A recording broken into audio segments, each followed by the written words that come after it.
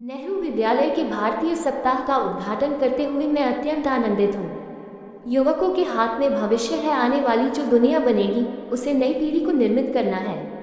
ज्ञान के जो केंद्र हैं वे यदि नई पीढ़ी को ज्ञान के साथ ही साथ हृदय की और प्रेम की भी शिक्षा दे सके तो शायद नए मनुष्य का निर्माण हो सके।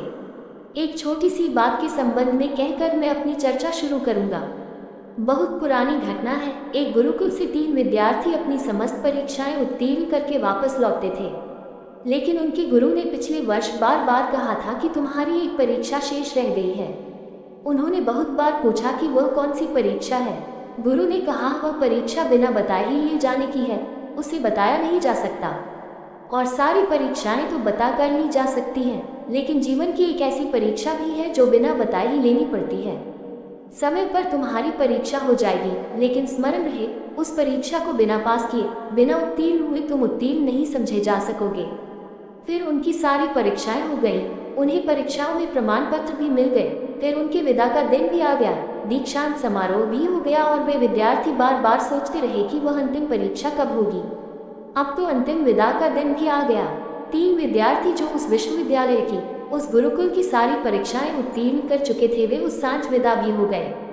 रास्ते में उन्होंने 1-2 बार सोचा भी, पूछा भी एक दूसरे से कि एक परीक्षा शेष रह गई। गुरु बार बार कहते थे एक परीक्षा लेनी है, लेकिन अब वह परीक्षा कब होगी। अब तो वे गुरुकुल से विदा भी ले चुके। सूरज ढलने को था, गुरुकुल पीछे छूट गया, घना जंगल आगे था। वे तेजी से जंगल पार कर रहे थे ताकि शीघ्र गांव में पहुंच जाएं। एक झाड़ी के पास से निकलते समय पगडंडी पर दिखाई पड़ा बहुत से कांटे पड़े हैं। एक युवक जो आगे था छलांग लगाकर निकल गया। दूसरा युवक पगडंडी से नीचे उतरकर पार कर गया, लेकिन तीसरा युवक अपने सामान को, अपने ग्रंथों को नीचे रखकर कांटे बीनने लगा। उन 2 युवकों ने उससे कहा, पागल हुए हो, समय खोने का मौका नहीं है, रात हुई जाती है, घना जंगल है, रास्ता भटक सकता है अंधेरे में, फिर गांव हमें जल्दी पहुंच जाना चाहिए। ये समय कांटे बीनने का नहीं है। उस युवक ने कहा, इसीलिए कांटे बीन रहा हूँ, क्योंकि सूरज ढला जाता है, फिर रात हो जाएगी। हमारे पीछे जो भी पथिक आएगा उसे कांटे दिखाई नहीं पड़ सकेंगे। देखते हुए हम कांटों को बिना बीने निकल जाएं और रात होने को है, पीछे कोई भी आएगा उसे फिर कांटे दिखाई नहीं पड़ेंगे, इसलिए मैं कांटे बीन लूँ। तुम चलो, मैं थोड़ा दौड़कर तुम्हें मिला लूँगा। वह कांटे बीन ही रहा है। वे दोनों युवक चलने को हुए, तभी वे तीनों हैरान रह गए। पास की झाड़ी से उनका गुरु बाहर निकल आया। उस गुरु ने कहा, जो 2 युवक आगे निकल गए हैं वे वापस लौट आए। वे अंतिम परीक्षा में असफल हो गए हैं। जिसने कांटे बीने हैं वह जा सकता है, वह अंतिम परीक्षा में भी उत्तीर्ण हो गया है। उनके गुरु ने कहा, ज्ञान की परीक्षाएं अंतिम नहीं है, अंतिम परीक्षा तो प्रेम की है, और जो प्रेम को उपलब्ध नहीं होता उसका सब ज्ञान व्यर्थ हो जाता है। नेहरू विद्यालय के भारतीय सप्ताह के इस उद्घाटन में मैं यही प्रार्थना करूंगा कि यह विद्यालय केवल ज्ञान देने का माध्यम नहीं बनेगा बल्कि प्रेम देने का भी, क्योंकि प्रेम की परीक्षा में जो उत्तीर्ण नहीं है उसका सब ज्ञान व्यर्थ है, और जो प्रेम की परीक्षा में उत्तीर्ण हो जाता है, वह जो प्रेम के ढाई अक्षर भी सीख लेता है, वह सारे ज्ञान को उपलब्ध हो जाता है, क्योंकि प्रेम प्रभु को उपलब्ध करने का द्वार है। अब मैं जिन चर्चाओं का एक सिलसिला चला है उस संबंध में ही अपनी बात शुरू करना चाहूँगा।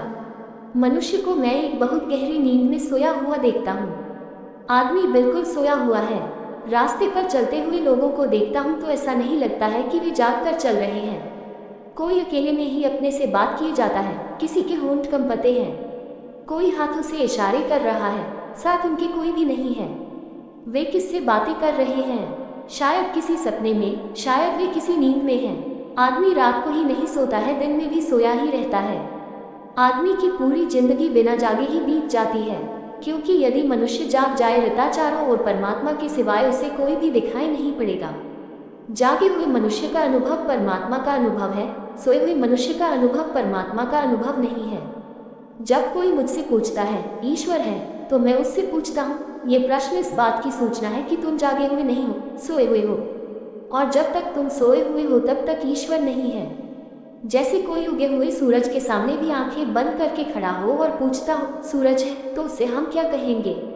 उससे हम सूरज के संबंध में कुछ कहेंगे या कि सोचेंगे कि इस आदमी ने आंखें बंद कर रखी है, इसलिए प्रश्न उठा है सूरज के संबंध में। सूरज भी मौजूद हो तो भी जो आदमी आंख बंद किए है वह अंधकार में होता है। सूरज उसके अंधकार को नहीं मिटा सकता। परमात्मा प्रकाश की भांति ही निरंतर मौजूद है। जैसे मछलियाँ सागर में हैं वैसे ही हम परमात्मा में हैं। लेकिन निरंतर यह प्रश्न उठता है, परमात्मा है? निश्चित ही यह प्रश्न इस बात की सूचना है कि हमारी आंखें बंद हैं, हम सोए हुए हैं। सोए हुए होने का अर्थ है हम सपनों से घिरे हुए हैं। हमारा चित्त ड्रीम से, सपनों से घिरा हुआ है। दिन रात, रात तो घिरा ही होता है, दिन में भी घिरा होता है। एक युवक न्यूयॉर्क की तरफ यात्रा कर रहा था। वह जिस ट्रेन में बैठा हुआ था उसके बगल की ही सीट पर एक वृद्धजन जी बैठे हुए थे। उस युवक ने थोड़ी देर बाद उनसे पूछा कि कितना समय हुआ होगा आपकी घड़ी में, आपकी घड़ी में कितना बजा है। उस वृद्ध ने उस युवक को नीचे से ऊपर तक देखा। उसके हाथ के बस्ते और सामान को देखकर लगता था वह किसी इंश्योरेंस कंपनी का एजेंट होगा, किसी बीमा कंपनी का एजेंट होगा। उस वृद्ध ने उसे नीचे से ऊपर तक देखा और फिर कहा, महाशय, मैं आपको समय नहीं बता सकूंगा। युवक हैरान हुआ। उसने पूछा, आपके पास घड़ी नहीं है?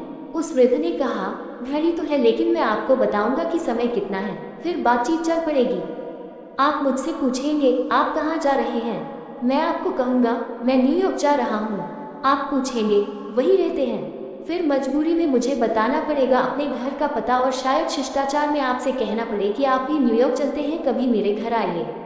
मेरी लड़की जवान है, जरूरी है घर आकर आपका उससे मिलन, मैत्री, परिचय हो जाएगा। आप उससे कहेंगे कहीं घूमने को चलने को, शायद वह जाने को राजी हो। और यह बात अंत में मैं जानता हूँ कि आज नहीं कल आप प्रस्ताव करेंगे कि मैं आपकी युवा लड़की से विवाह करना चाहता हूँ। और मैं आपसे निवेदन करता हूँ, मैं बीमा एजेंट बिल्कुल भी पसंद नहीं करता हूँ, उनको मैं दामाद नहीं बना सकता हूँ। वह युवक तो हैरान रह गया। उसने कहा, महाशय, आप किन सपनों में खोए हुए हैं? मैं केवल पूछता हूँ कि समय कितना बजा है, कितना बजा है आपकी घड़ी में, और आप किन किन नतीजों पर, किन किन अनुमानों पर यात्रा कर गए। हमें हंसी आती है इस वृद्ध आदमी पर, लेकिन हम सब भी निरंतर ऐसे ही सपनों में, भविष्य में यात्रा करते रहते हैं। वर्तमान में हम में से कोई भी नहीं जीता है। या तो हम अतीत की स्मृतियों में खोए रहते हैं, जो बीत गया उसकी याददाश्तों में, या जो नहीं आया उसकी आशाओं में, सपनों में। वर्तमान में कोई भी नहीं जीता है। या तो हम बीते हुए अतीत की स्मृतियों में खोए रहते हैं या न आए हुए भविष्य की कल्पनाओं में। यही नींद है, यही सपना है। जो वर्तमान में है वह जागा हुआ होता है, जो अतीत में है, भविष्य में है, वह सोया हुआ है। यही अर्थ है निद्रा का आध्यात्मिक, क्योंकि न तो अतीत की अब कोई सत्ता है, अतीत जा चुका। केवल स्मृतियाँ, केवल मेमोरीज रह गई हैं मन पर, उनकी अब कोई भी सत्ता नहीं, कोई भी अस्तित्व नहीं है। और भविष्य अभी आया नहीं है, आने को है, उसकी भी कोई सत्ता नहीं है। तो जिसका मन अतीत में और भविष्य में गतिमान होता हो, वह जान ले कि वह सपनों में भटक रहा है, सत्य में नहीं। सत्य तो वर्तमान में है, जो मौजूद है उसी क्षण में, न उसके पीछे न उसके आगे। वर्तमान के अतिरिक्त और किसी चीज की कोई सत्ता नहीं है, कोई अस्तित्व नहीं है। वर्तमान के अतिरिक्त सब असत्य है, सब असत्तावान है। हम उसी असत्तावान में, उसी नॉन एग्जिस्टेंशियल में, वह जो नहीं है उसी में भटकते रहते हैं, यात्रा करते रहते हैं। यही सपना है, यही ड्रीमलैंड है, इसी में हम सोए हुए हैं। रात ही हम सपना नहीं देखते, दिन भर हम सपना देखते हैं। लेकिन दिन के काम में इतने उलझ जाते हैं कि भीतर चलते हुए सपनों का तांता हमें दिखाई नहीं पड़ता है। बस इतना ही फर्क, जरा आंख बंद करें, भीतर सपने उपलब्ध हो जाएंगे। जरा आंख बंद करके भीतर झांकें और पाएंगे सपनों की कतार वहां चल रही है। रात आकाश में तारे होते हैं, दिन में तारे दिखाई नहीं पड़ते। यह मत सोच लेना कि नहीं होते हैं, दिन में भी तारे अपनी ही जगह होते हैं, सिर्फ दिखाई नहीं पड़ते। सूरज की रोशनी बीच में इतना बड़ा पर्दा खड़ा कर देती है कि दूर तारे दिखाई नहीं पड़ते, छिप जाते हैं रोशनी में, अंधेरे में नहीं। अंधेरे में तो दिखाई पड़ जाते हैं, रोशनी में छिप जाते हैं। लेकिन अगर किसी गहरे कुएं में चले जाएं तो दिन में भी आकाश में तारे दिखाई पड़ सकते हैं, बीच में अंधेरे का पर्दा आ जाए, तारे दिखाई पड़ने लगेंगे। ऐसे ही रात मन में सपने चलते हैं। यह मत सोचना कि दिन की रोशनी में सपने समाप्त हो जाते हैं, इसलिए मैं जाग गया।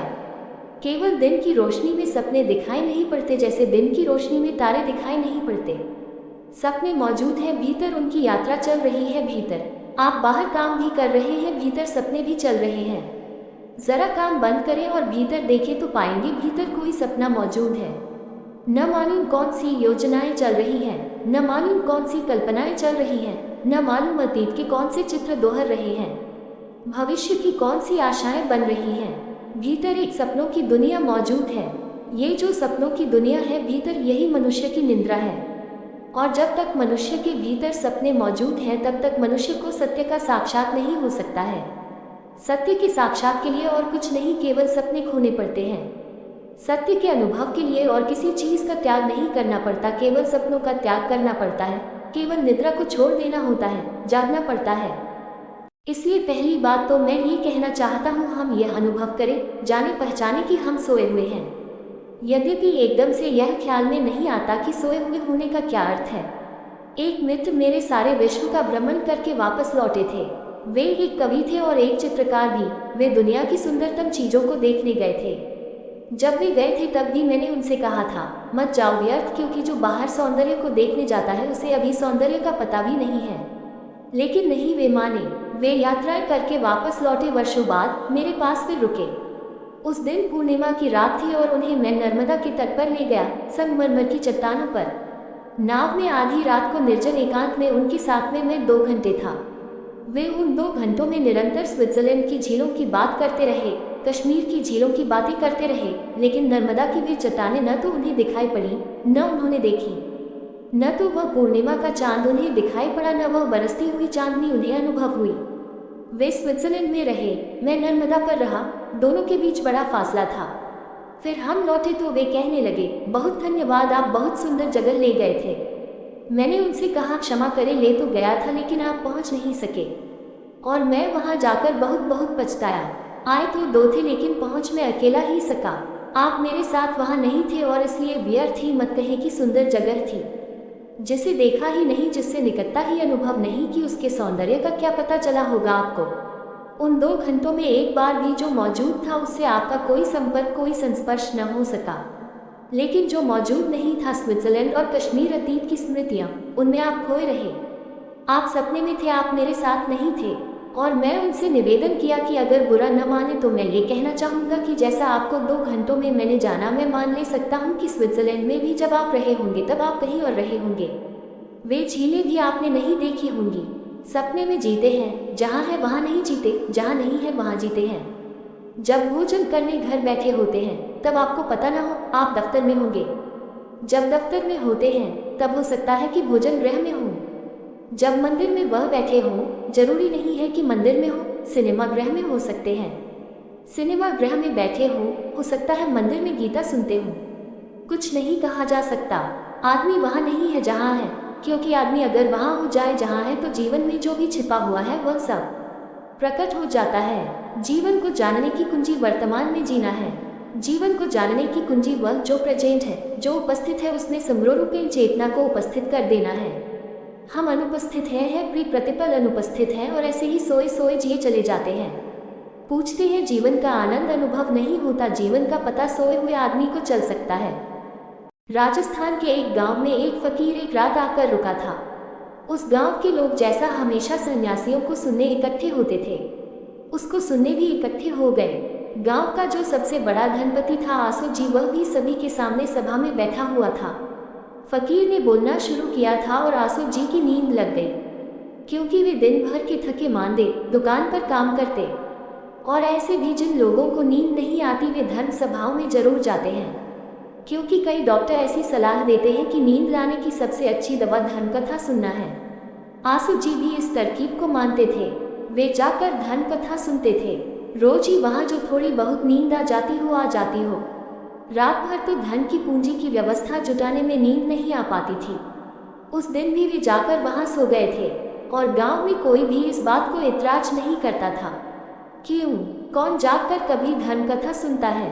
और जो सन्यासी भी बोलने आते थे वे भी क्यों ये कहते आसो जी से कि तुम सोते हो, क्योंकि किसी को ये कहना कि तुम सोए हुए हो उसके मन को बड़ी चोट पहुंचाना है, वह नाराज हो जाएगा। और आज तक सन्यासी धनपति को नाराज नहीं कर सके, इसीलिए धन नष्ट हुआ है। सन्यासी और धर्मगुरु धनपति को प्रसन्न करते हैं, नाराज नहीं। एक सांठगांठ है, एक समझौता है। धनपति धार्मिक लोगों की बात से सुरक्षित बना रहता है और धार्मिक लोगों के धन से धनगुरु सुरक्षित बना रहता है। लेकिन ये सन्यासी कुछ अनूठा होगा, शायद सच में सन्यासी होगा। इसने बीच में बोलना बंद कर दिया और चिल्लाकर कहा, आसो जी सोते हो। दूसरे सन्यासी तो कहते थे, आसो जी ध्यानमग्न होकर सुनते हैं। और आसो जी यह सुनकर बहुत प्रसन्न होते थे। इस आदमी ने कहा, आसो जी सोते हो। आसो जी की नींद खुली। उन्होंने झांक कर चारों तरफ देखा और कहा, नहीं नहीं, कौन कहता है? मैं तो ध्यानमग्न होकर सुनता था, आप बोले। उस फकीर ने फिर बोलना शुरू कर दिया। कभी कोई सोया हुआ आदमी मानने को राजी नहीं होता कि मैं सोता हूँ, क्योंकि अगर वह मानने को राजी हो जाए तो जागरण की शुरुआत, जागरण का प्रारंभ हो जाता है। इसलिए नींद समझाती है कि मानना मत कि तुम सोते हो, क्योंकि अगर मान लिया कि मैं सोता हूँ तो जागने का उपक्रम शुरू हो ही जाएगा। इसलिए नींद कहती है कभी मानना मत कि तुम सोए हो, दुनिया सोती होगी, तुम तो जागते हो। आंसू जी ने कहा, नहीं नहीं, कौन कहता है मैं सोता हूँ? मैं तो ध्यान से सुनता था। आप शुरू करें, आपको रुकने की जरूरत नहीं। फकीर ने बोलना शुरू किया। थोड़ी देर में आंसू जी फिर सो गए। सोए हुए आदमी की बातों का कोई भरोसा, सोए हुए आदमी के आश्वासन का कोई बल है, सोए हुए आदमी की बात का कोई अर्थ है। आंसू जी फिर सो गए। वह फकीर भी एक ही रहा होगा। उसने फिर बोलना बीच में बंद कर दिया और फिर चिल्लाया, आंसू जी सोते हो? अब आंसू जी को गुस्सा आ गया। यह आदमी इतने जोर से कहता है, पूरा गांव सुन लेगा, और ऐसी बातें पूरा गांव जान ले, यह उचित नहीं है। और यह आदमी इतने जोर से कहता है कि हो सकता है कि भगवान भी सुन ले और पीछे मुश्किल पड़े कि तुम धर्मकथा में सोते थे। आंसू जी ने भी जोर से कहा, माफ करिए, आप अपना बोलना जारी रखें, मैं सो नहीं रहा हूँ। कौन कहता है मैं सोता हूँ? बार बार रोकने की जरूरत नहीं है, मैं तो ध्यानमग्न होकर सुनता हूँ। फकीर ने फिर बोलना शुरू किया। आंसू जी फिर सो गए। लेकिन फकीर भी एक ही था, वह मानने को राजी नहीं था। अब की बार उसने तीसरी बार कहा, लेकिन थोड़े शब्दों को बदल लिया, और आंसू जी इसलिए भूल में पड़ गए। 2 बार उसने कहा था, आंसू जी सोते हो, और आंसू जी इनकार कर दिए थे। तीसरी बार उसने कहा, आंसू जी जीते हो। नींद में आंसू जी ने समझा, पुराना ही प्रश्न फिर है। उन्होंने कहा, नहीं नहीं, कौन कहता है? उस फकीर ने कहा, इस बार अब किसी के कहने की कोई जरूरत नहीं है। आप इस बार उलझ गए। इस बार मैंने पूछा ही नहीं कि सोते हो, मैंने पूछा है जीते हो, और सबूत मिल गया कि आप सोते थे, नहीं तो जीने को इनकार नहीं कर सकते थे। और फिर उस फकीर ने कहा, ठीक भी है, ये जो आदमी सोता है वह जीता भी नहीं। सोने और जीने का क्या संबंध? जीने और जागने का संबंध हो सकता है, सोने और जागने, सोने और जीने, इन दोनों का कोई संबंध नहीं। इसीलिए तो हमें जीवन का कोई पता नहीं चल पाता है कि जीवन क्या है। हमें नहीं अनुभव हो पाता कि सत्य क्या है। हम नहीं जान पाते कि यह चारों तरफ व्याप्त ऊर्जा, ये परमात्मा, ये प्रभु क्या है, यह अस्तित्व क्या है। हम सोए हुए अपनी नींद में घिरे हुए, चारों तरफ नींद के दरवाजों में बंद, नींद की दीवारों में बंद, हमसे जीवन का कोई संबंध नहीं हो पाता। इसलिए धर्म यदि कुछ है तो मेरी दृष्टि में जागने की प्रक्रिया है। धर्म न तो पूजा है न प्रार्थना, क्योंकि सोए हुए आदमी की न पूजा का कोई अर्थ है और न प्रार्थना का। धर्म न शास्त्रों को जान लेना है न सिद्धांतों को सीख लेना, क्योंकि सोए हुए आदमी के शास्त्रों को कंठस्थ कर लेने का क्या अर्थ है। धर्म तो है जागरण की प्रक्रिया, धर्म तो है जागरण का सूत्र, धर्म तो है एक अवेकलन, भीतर जो सोया है उसे जगा लेने की विधि। उस संबंध में ही थोड़ी बात समझ लेनी जरूरी है कि भीतर जो सोया है वह कैसे जाग जाए, भीतर जो सपने चलते हैं वे कैसे विसर्जित हो जाएं, भीतर जो अतीत और भविष्य की ऊहा चलती है वह कैसे विलीन हो जाए। मैं कैसे उस क्षण में खड़ा हो जाऊं जिसमें मैं हूं, क्योंकि वही एक क्षण है, उसी क्षण से प्रवेश मिल सकता है, उसमें जो अस्तित्व है, लेकिन उसके अतिरिक्त कहीं और कोई द्वार नहीं है। तो मैं क्षण में कैसे मौजूद हो जाऊं। और धर्म के नाम पर हम जो उपाय करते हैं वे क्षण में जगाते नहीं वर्तमान में, बल्कि और सुलाने की विधियां हैं। एक आदमी बैठकर राम राम जपता है, ओम ओम जपता है। एक आदमी अल्लाह अल्लाह करता है, नमोकार पढ़ता है, कोई और मंत्र, कोई और शब्द। क्या आपको पता है बहुत बार दोहराने से शब्द नींद लाने की विधि बन जाते हैं। क्या आपको पता है रिपीटेशन, किसी शब्द की पुनरुक्ति आत्म सम्मोहन की, खुद को सुला लेने की विधि है। शायद आपको पता नहीं, और पता भी हो तो शायद आपको ख्याल नहीं। एक माँ को अपने बच्चे को सुलाना होता है तो वह कहती है, राजा बेटा सो जा, राजा बेटा सो जा, राजा बेटा सो जा। वह इसी एक कड़ी को, इसी एक लोरी को दोहराए चली जाती है, राजा बेटा सो जा। थोड़ी देर में राजा बेटा सो जाता है। माँ सोचती होगी, मेरे मधुर कंठ के कारण सो गया तो गलती में है। राजा बेटा बोर्डम की वजह से, ऊब की वजह से, एक ही शब्द को बार बार दोहराने की वजह से सो गए हैं। राजा बेटा तो क्या, राजा बेटा के राजा बाप को भी सुलाने की विधि यही है। उससे कोई भी फर्क नहीं पड़ता।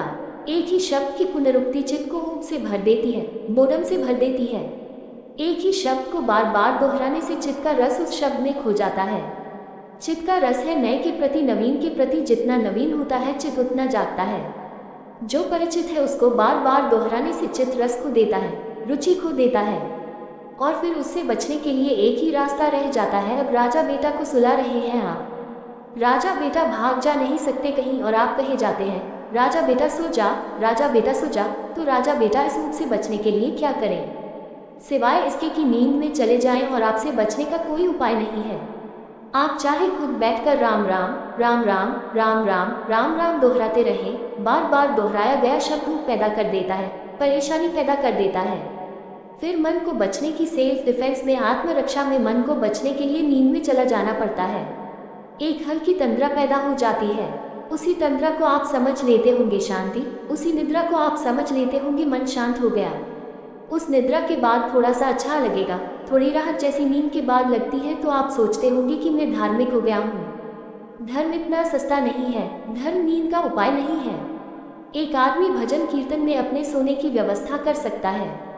संगीत सुलाने की विधियों में से बहुत कीमती विधि है। लखनऊ में एक बार ऐसा हुआ, एक बहुत बड़ा संगीतज्ञ आया, लेकिन संगीतज्ञ बड़ा अनूठा था। वाजिद अली उन दिनों नवाब था। वाजिद अली तो जाहिर पागल नवाब था। ऐसे तो बहुत कम नवाब हुए जो पागल न हों। आमतौर से पागल होना, नवाब होना एक ही बात का मतलब रखते हैं, क्योंकि जो पागल नहीं है वे नवाब होना नहीं चाहते हैं। तो वाजिद अली तो पागल था ही। खबर मिली एक बहुत बड़ा संगीतज्ञ आया है, लेकिन उसकी एक शर्त है, वह वीणा तो बजाएगा, वह गीत तो गाएगा, लेकिन एक शर्त उसकी बड़ी अनूठी है कि कोई सिर उसकी वीणा बजाते समय हिलना नहीं चाहिए। अगर कोई सिर हिला, वह पहले से ही पाबंदी और शर्त बांध लेता है कि सिर नहीं हिल सकेगा। वाजिद अली ने कहा, कोई फिक्र नहीं है, जाओ उसको कहो कि सिर हिलने की क्या जरूरत है, सिर हिलेगा हम सिर कटवा देंगे। जीवन की कुंजी है शंजुआ 26%। गांव में खबर कर दी गई कि संगीत का रात्रि बड़ा कार्यक्रम होगा। बहुत बड़ा वीणावादक आया है, लेकिन जो लोग सुनने आए एक बात ख्याल रख कर आए, अपने सिर कटवाने की तैयारी। सिर नहीं हिलना चाहिए, सिर हिलेगा तो सिर अलग कर दिया जाएगा। जिसे आना हो आए, जिसे न आना हो न आए। बहुत लोग आते उसे सुनने, लेकिन सबके आने का सवाल न रहा। उस गांव में जो बहुत संयमी होंगे वे ही सुनने आए। कोई 150 आदमी सुनने आए, और वे भी आकर ऐसे बैठ गए जैसे योगासन कर रहे हों। कोई सिर कहीं धोखे से भी हिल जाए, संगीत के कारण नहीं किसी और वजह से, कोई मक्खी आ जाए तो मुश्किल हो जाए। वह आदमी, नवाब ने चारों तरफ नंगी तलवारें लिए आदमी खड़े कर दिए थे कि ख्याल रखना किस आदमी का सिर हिलता है। 2 घंटे 3 घंटे बीत गए, लोग पत्थर की मूर्तियां बने बैठे हैं, कोई सिर हिलता ही नहीं। लेकिन 3 घंटे के बाद रात जब गहरी होने लगी और संगीत जब गहरा उतरने लगा, तो कुछ सिर हिलने शुरू हो गए। नवाब के आदमी तैयार थे, उन्होंने निशान लगा लिए कौन कौन आदमी हिल रहे हैं। सभा जब पूरी हुई, 20 आदमी पकड़े गए जिनके सिर हिले थे। नवाब ने उनसे कहा, पागलों, तुम्हें पता नहीं कि सिर कट जाएंगे, तुम्हें खबर नहीं मिली। उन लोगों ने कहा, हमें पूरी खबर थी, लेकिन जब तक हम जागे हुए थे तभी तक तो खबर काम कर सकती थी। जब तक हमें होश रहा तब तक हम संभाले रहे, लेकिन जब होश ही न रहा तो संभालता कौन। सिर हमने नहीं हिलाए, हिले होंगे, हमारा कोई कसूर नहीं है, हमारा कोई हाथ नहीं है। वैसे कटवाना हो कटवा दें, लेकिन शर्त यह थी कि हम सिर न हिलाएंगे। तो हमने सिर नहीं हिलाए, लेकिन जब नींद लग गई होगी तब हमें पता नहीं कि फिर क्या हुआ। तो संगीत में चाहे तो अपने को सुला ले, शराब में, सेक्स में, सब सोने की विधियां हैं। आदमी जागने से डरता है, सोना अच्छा लगता है। क्यों? इसलिए कि सोने में न तो अपना पता रह जाता है, न किसी और का, न किसी दुख का बोध रह जाता है, न किसी चिंता का, न कोई पीड़ा, न कोई समस्या। इसीलिए तो शराब का इतना प्रभाव है सारी दुनिया में, और शराब का प्रभाव रोज रोज बढ़ता जाता है, कम नहीं होता, क्योंकि आदमी भूलना चाहता है दुख को, पीड़ा को, चिंता को, समस्या को, जीवन को भूलना चाहता है। ख्याल न रह जाए कि यह सब है, इसलिए अपने को बेहोश करना चाहता है। और जो चीज़ भी बेहोश करने में सहयोगी हो जाती है, आदमी उसको बहुत पसंद करता है। बेहोशी के प्रति बड़ा प्रेम, बड़ा लगाव है। और धर्म बेहोशी से बिल्कुल उल्टी चीज़ है। धर्म बेहोशी नहीं, होश है। इसलिए धर्म के नाम पर जो हजारों सोने की विधियां चल रही हैं, उनको मैं धर्म नहीं कहता हूँ। वे सब इंटॉक्सिकेंट ही हैं, वे सब शराब के रूपांतर हैं, वे सब नशे की दवाएं, अफीमें हैं। आदमी जहाँ भी अपनी चेतना को क्षीण करना चाहता है, जहाँ अपनी चेतना को डुबाना चाहता है, जहाँ अपनी कॉन्शियसनेस को खोना चाहता है, वही वह आदमी बेहोशी, नींद में, तंद्रा में जाने की कोशिश कर रहा है। वह आदमी असल में ये कह रहा है कि मैं जीना नहीं चाहता, मैं मरना चाहता हूँ। वह आदमी एक तरह की धीमी सुसाइड में, एक ग्रेजुअल सुसाइड में, एक धीमी आत्महत्या में लगा हुआ है। धर्म बिल्कुल दूसरी बात है, बिल्कुल उल्टी बात। धर्म है जागरण का प्रयास। धर्म है पूरी तरह चेतना को एक्सपेंशन, चेतना को और विस्तार। भीतर जितनी अचेतना है उसको नष्ट करने की आकांक्षा, और भीतर पूरा चित्त कॉन्शियस हो जाए, पूरा चित्त चेतन हो जाए, भीतर कोई अंधेरे का सोता हुआ कोना न रह जाए, भीतर सब प्रकाशित हो जाए।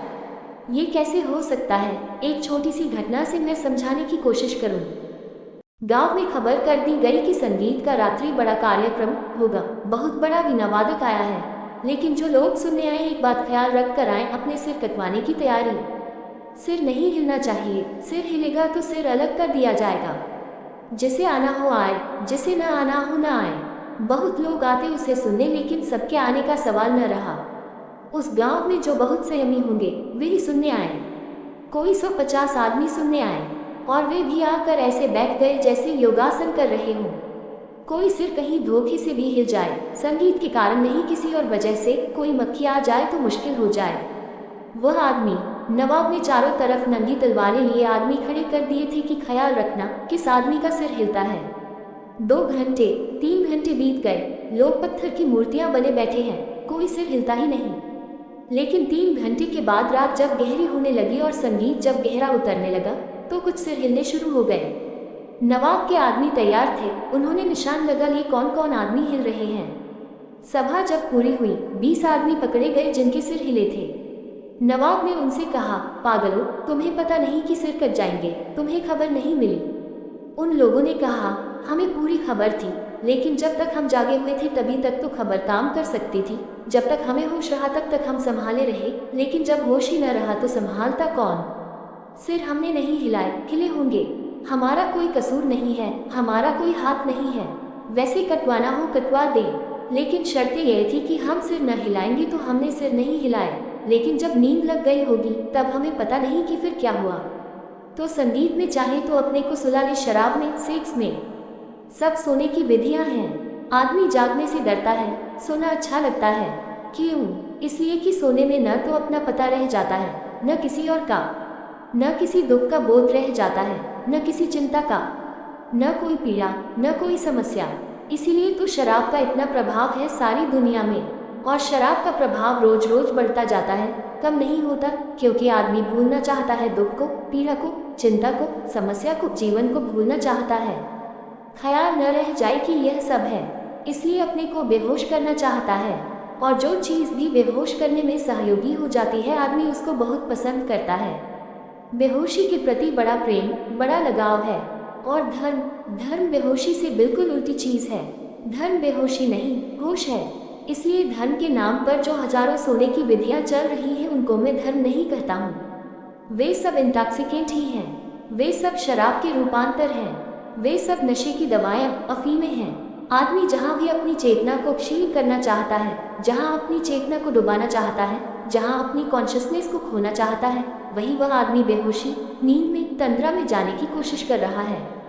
वह आदमी असल में ये कह रहा है कि मैं जीना नहीं चाहता, मैं मरना चाहता हूँ।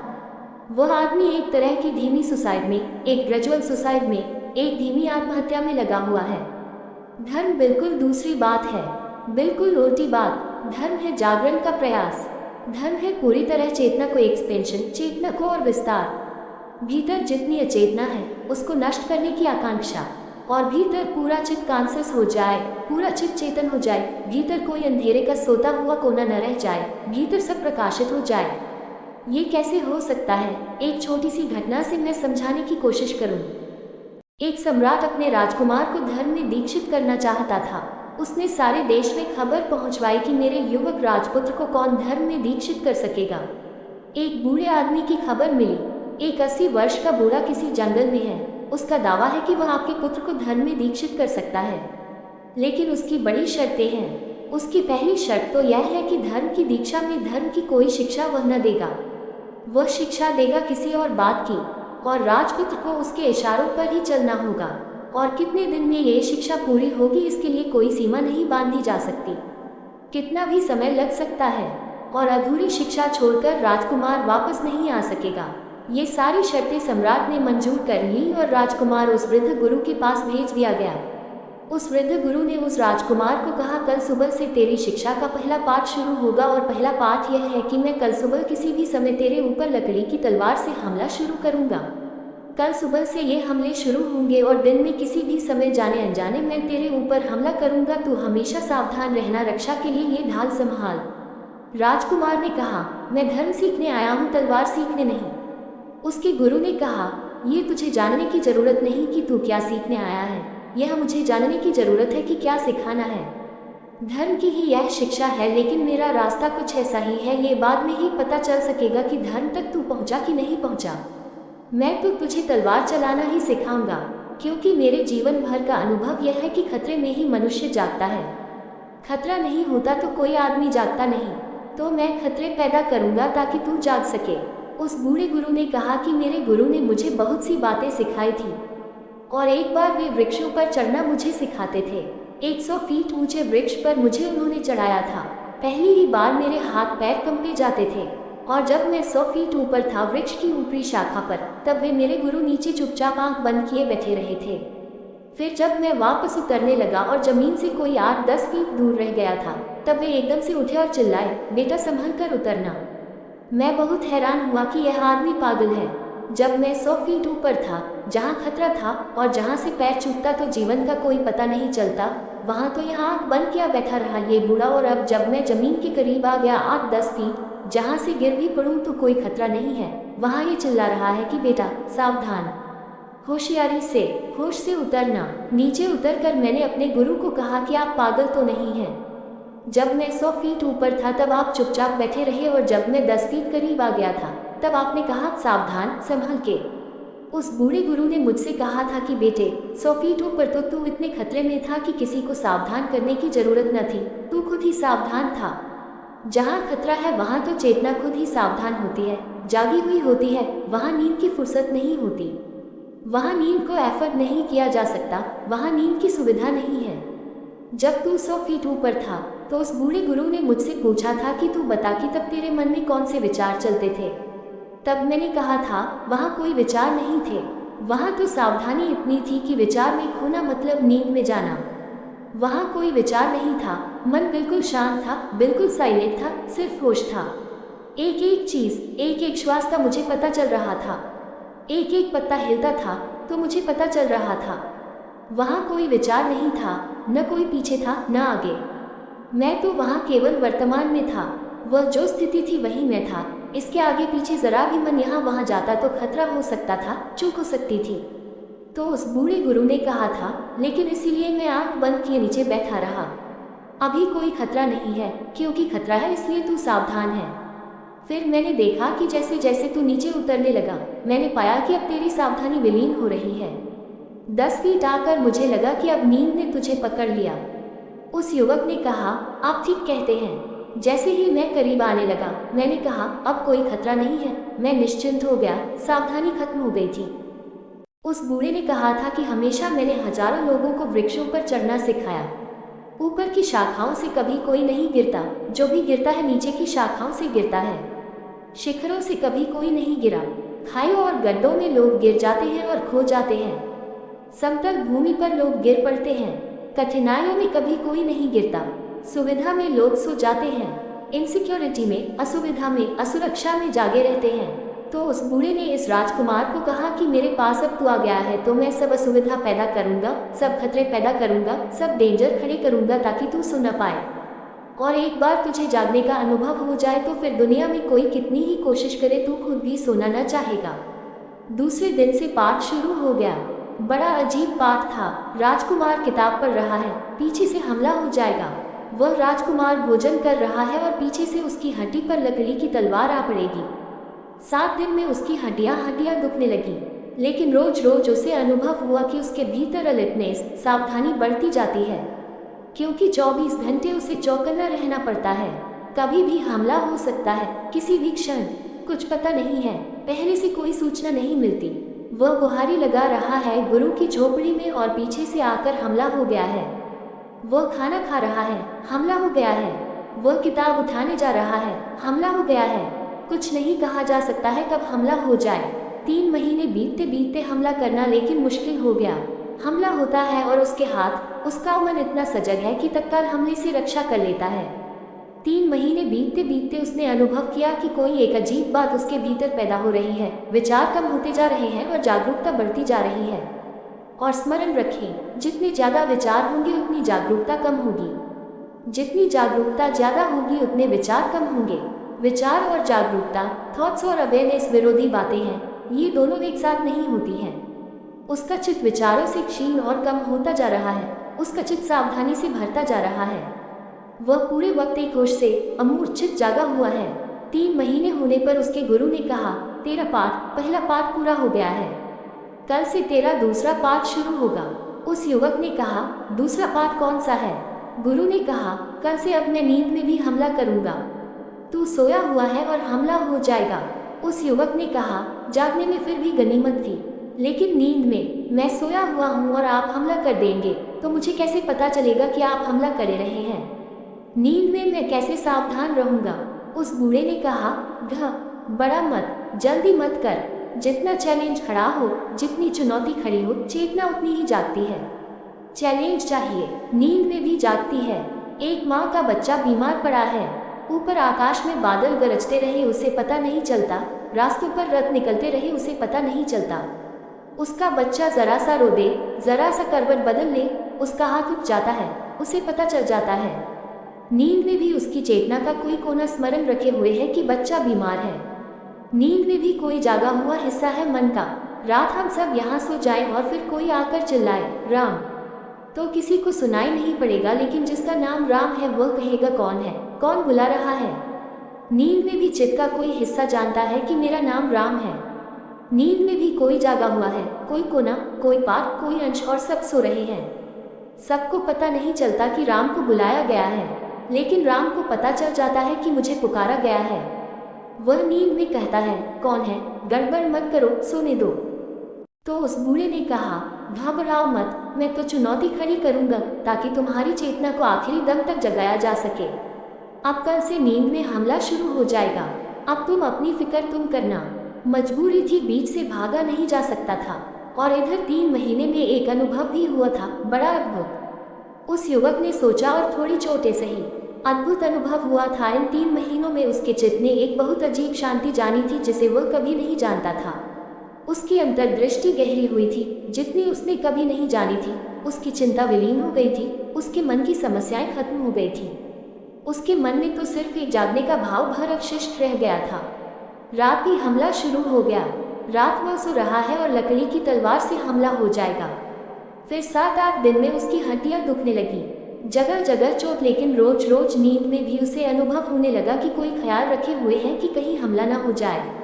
नींद में भी मन का कोई कोना जान रहा है कि हमला हो सकता है। नींद में भी एक हिस्सा जागा हुआ रहने लगा। 3 महीने पूरे होते होते दूसरा पाठ भी पूरा हो गया। नींद में भी उसके हाथ हमले से रक्षा करने लगे। उसके गुरु ने कहा, दूसरा पाठ पूरा हो गया और तू दूसरे पाठ में भी उत्तीर्ण हुआ। कल से तीसरा पाठ शुरू होगा। उस युवक ने कहा, अब तीसरा पाठ और क्या हो सकता है? जागना, सोना, दोनों में हमला हो गया। उसके गुरु ने कहा, कल से असली तलवार से हमला शुरू होगा। अभी लकड़ी की तलवार थी, अब चुनौती असली खड़ी होगी। अभी चुनौती नकली थी, अभी हड्डी पर चोट लगती थी, अब प्राण भी लिए जा सकते हैं। अब प्राणों तक तलवार छिद सकती है। एक दफा चूकना और जिंदगी खोना हो जाएगा। कल से असली तलवार आती है।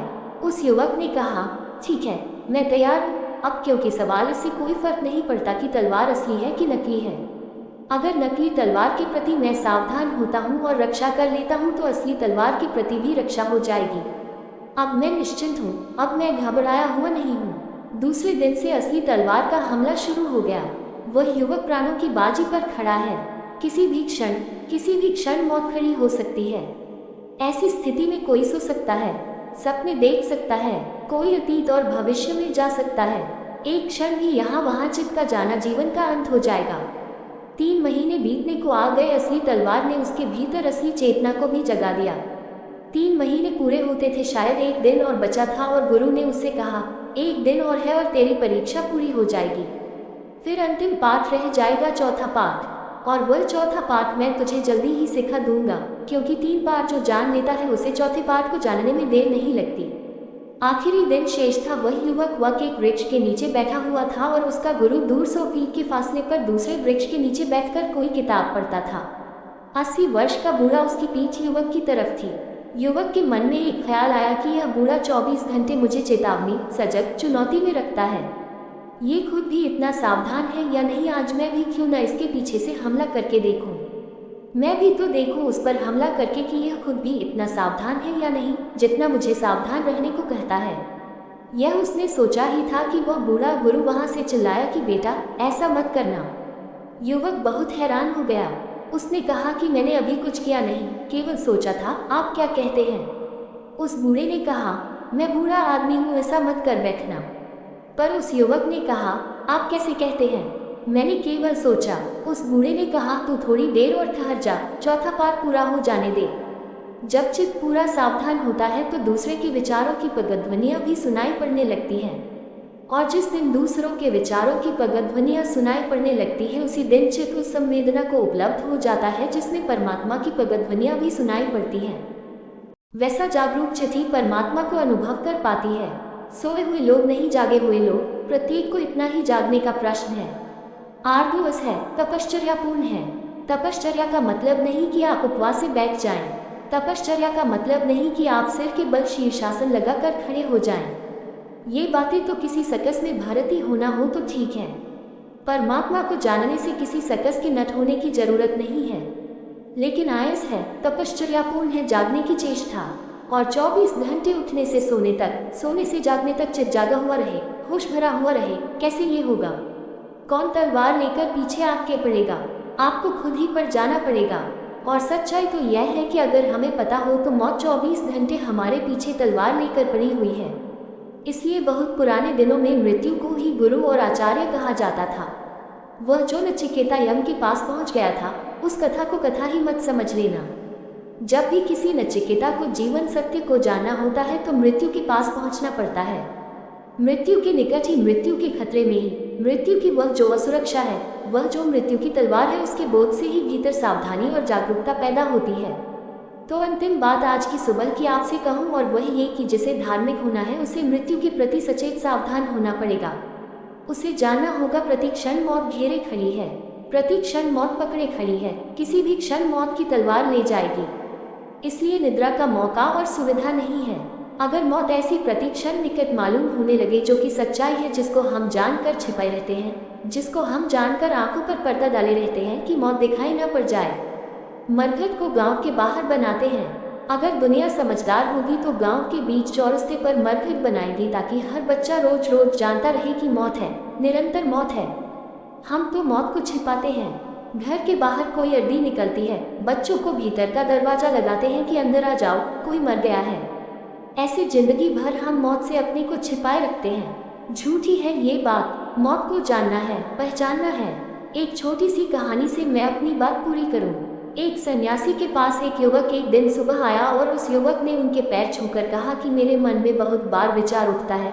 आप इतने पवित्र मालूम होते हैं, फूल जैसे पवित्र, आप इतने सुगंधित मालूम होते हैं, धूप जैसे सुगंधित, आप इतने प्रकाशित मालूम होते हैं, दिए जैसे आलोकित। मेरे मन में हमेशा यह उठता है कि कहीं ये सब ऊपर ही ऊपर न हो, भीतर शायद पाप उठता हो, भीतर शायद दुर्गंध भी हो। हमेशा भीड़ भाड़ होती है, मैं पूछ नहीं पाता। आज अकेले में मिल गए हैं आप। मैं पूछता हूँ कि यह जो इतनी सुगंध और आनंदित आप बाहर से दिखाई पड़ते हैं, ऐसा भीतर भी है या नहीं? उस सन्यासी ने कहा, तुम पूछते हो बड़ा सुंदर प्रश्न और मैं उत्तर जरूर दूंगा, लेकिन उसके पहले एक और जरूरी बात मुझे तुमसे कहनी है, कहीं भूल न जाऊं। कल भी मैं भूल गया था, और अगर 2-4 दिन भूल गया तो फिर बताने की भी जरूरत नहीं रह जाएगी। इसलिए पहले बता दूं, कल अचानक तुम्हारे हाथ पर मेरी दृष्टि पड़ गई। देखा तुम्हारी उम्र की रेखा समाप्त हो गई है। 7 दिन और बस 7वें दिन सूरज ढलेगा और तुम भी ढल जाओगे। यह मैं बता दूं, कल मुझे ख्याल आया था, फिर दूसरी बातचीत में खो गया, नहीं बता पाया। आज तुम फिर प्रश्न पूछते हो। पहले मैं ये बता दूं, अब तुम पूछो, क्या पूछते हो? उस युवक ने कहा, मुझे याद नहीं पड़ता कि मैंने आपसे कुछ पूछा। अभी मैं घर जाता हूँ, फिर मौका मिला तो मैं आऊँगा। उस सन्यासी ने कहा, रुको भी, इतनी जल्दी क्या? 7 दिन पड़े हैं, बहुत समय है। उस युवक ने कहा, माफ करिए। उसके हाथ कंप रहे थे। अभी वह आया था तो उसके पैरों में सिकंदर का बल था, अभी लौटता था तो एक मरा हुआ आदमी। सीढ़ियाँ उतरता था तो सहारे की जरूरत पड़ गई थी। वह युवक बूढ़ा हो गया था। रास्ते पर डगमगाता हुआ घर पहुंचा, पूरा घर भी नहीं पहुंच पाया, सीढ़ियों के पास ही गिर पड़ा। उठाकर लोगों ने घर पहुंचाया, बिस्तर से लग गया। 7 दिन, केवल 7 दिन, मौत एकदम पास मालूम पड़ने लगी।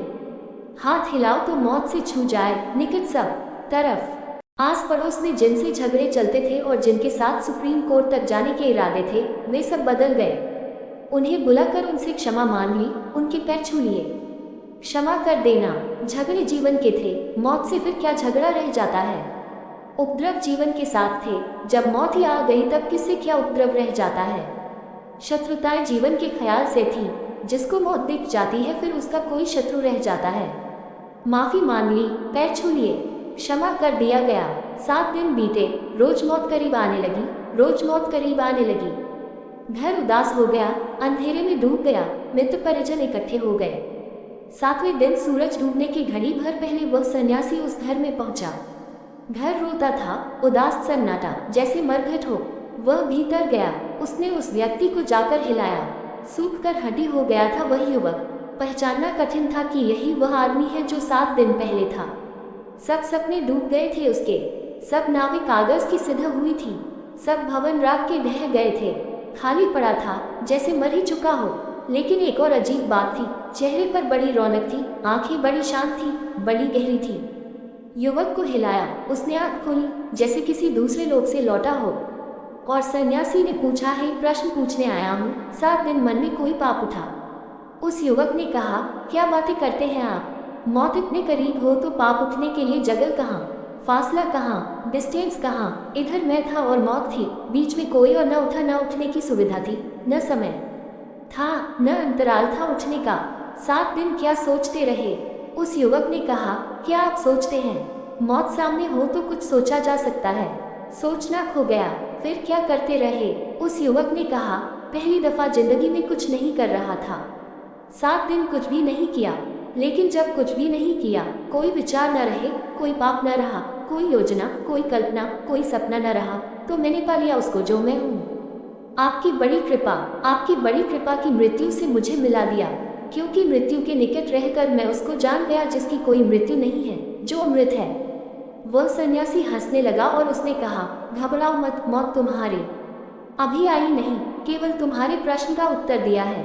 7 दिन बाद मृत्यु दिखती हो या 70 वर्ष बाद, जिसको दिख जाती है उसके भीतर सब कुछ बदल जाता है। तुम्हारे प्रश्न का उत्तर दिया, अभी मरने का कोई सवाल ही नहीं है। हाथ की रेखा अभी बहुत लंबी है, उठाओ। लेकिन उस युवक ने कहा, अब आपको बताने की जरूरत नहीं कि मृत्यु नहीं होगी, अब मैं खुद ही जानता हूँ। मृत्यु की कोई संभावना ही नहीं है। इधर मृत्यु से घिरकर मैंने उसे जाना जो अमृत है। स्कूलों में छोटे छोटे बच्चों को हम पढ़ाते हैं, काला तख्ता बना देते हैं, फिर सफ़ेद खिरा से उस पर लिखते हैं तो दिखाई पड़ता है। सफ़ेद दीवार पर लिखेंगे तो दिखाई नहीं पड़ेगा। काले तख्ते की पृष्ठभूमि में सफ़ेद रेखाएं उभर आती हैं। जो मृत्यु को ठीक से अनुभव करता है तो मृत्यु की काली चादर पर फिर जो सफ़ेद रेखाएं अमृत की हैं वे दिखाई पड़नी शुरू हो जाती हैं। अमृत तो भीतर छिपा है, लेकिन जब तक हम मृत्यु की पृष्ठभूमि उसे न देंगे तब तक वह दिखाई नहीं पड़ सकता। मृत्यु की काली छाया के बीच अमृत की विद्युत चमक उठती दिखाई पड़ने लगती है। तो धार्मिक व्यक्ति वह है जो मृत्यु के साथ जीना शुरू कर देता है। उसके भीतर खतरा खड़ा हो गया, उसे तलवार मिल गई, उसे गुरु उपलब्ध हो गया। मृत्यु के अतिरिक्त और कोई गुरु नहीं है, और फिर उस खतरे में भीतर सावधानी पैदा होनी शुरू हो जाती है। इसी सावधानी के निरंतर बढ़ते किसी दिन, किसी क्षण में, किसी सौभाग्य के क्षण में जीवन के बादल हट जाते हैं और सूरज का दर्शन हो जाता है जो परमात्मा है। मेरी इन बातों को इतने प्रेम और शांति से सुना, उससे बहुत अनुग्रहित हूँ और भीतर बैठे परमात्मा को अंत में प्रणाम करता हूँ। मेरे प्रणाम। टॉप सुनने के लिए धन्यवाद। ओशो टॉप को सुनने के लिए बने रहे हमारे चैनल के साथ।